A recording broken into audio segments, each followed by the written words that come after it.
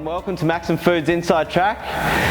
Another big fortnight in dairy since we last spoke. So the dynamics really haven't changed all that much. We've still got strong demand in the overseas markets, North Asia, East Asia, North Africa.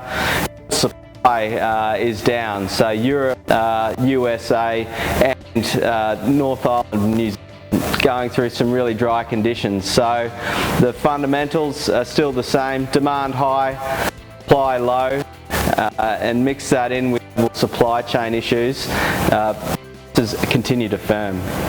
Let's have a look at whole milk powder. So whole milk powder is representative of what I just mentioned.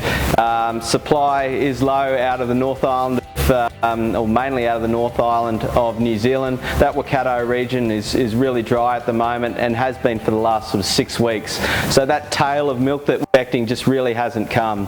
So combine that with strong GDT demand.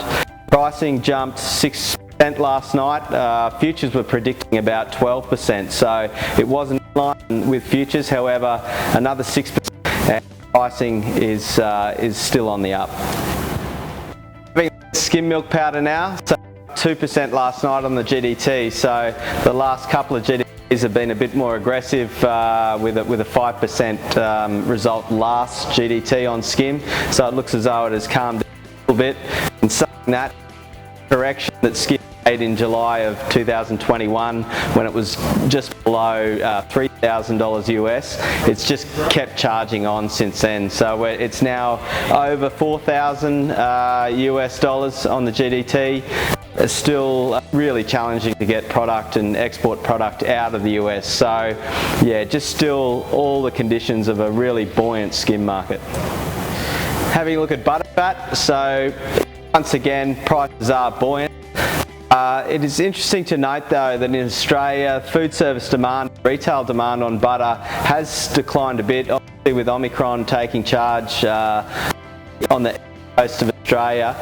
A lot of retail and food service demand has diminished because of this. A lot of Having a look at cheese now. So in the EU, cheese supply is tight, pricing still firm. A reasonably balanced market, demand and supply in the US. However, it is tricky getting product out of the US at the moment. In Australia and New Zealand, product is tight.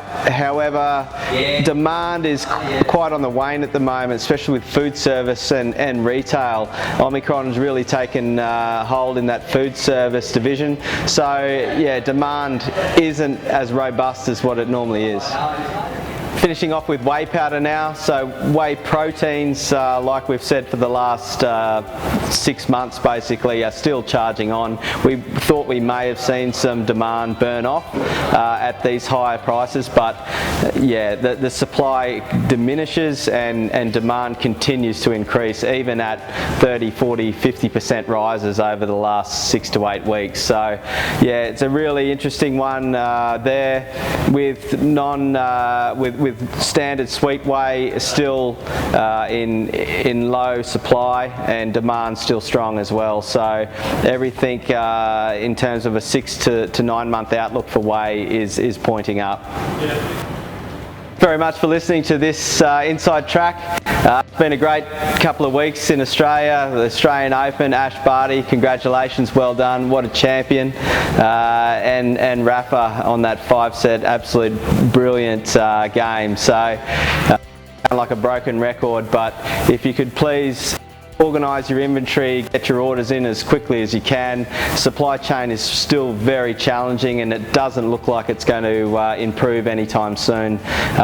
So yeah, if you can get as organised as you can and as patient as you can, and we'll get that product to you. Thanks very much for listening.